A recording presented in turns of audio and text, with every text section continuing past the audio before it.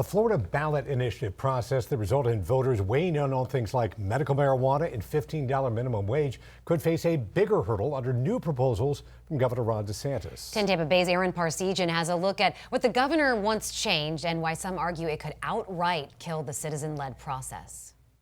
The way these petitions have been done has been a total farce. In his order for a special session to begin next week, Governor Ron DeSantis is calling on state lawmakers to tighten up Florida's ballot initiative process, one he says has been taken over by corporate interest. It's a cottage industry where people are getting paid to generate petitions.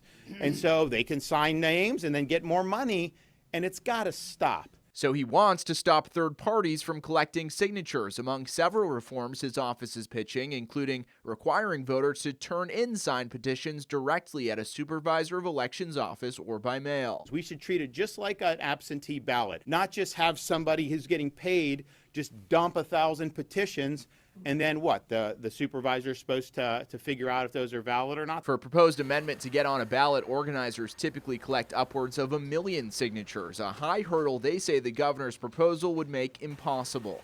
Would, for all intents and purposes, shut down the citizen initiative process in the state of Florida. Ben Polera is a political consultant who ran successful initiative campaigns for medical marijuana and $15 minimum wage. And there's no other way to do it, whether you're talking about volunteers or a paid effort.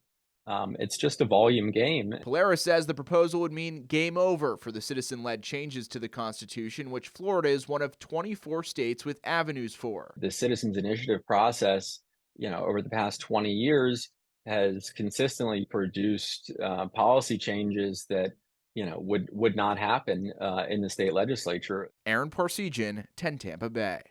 Lawmakers are scheduled to be back in Tallahassee for special session next week. But in a memo, the state Senate president and House Speaker say that the topic is a complex subject that should be considered during regular session in March.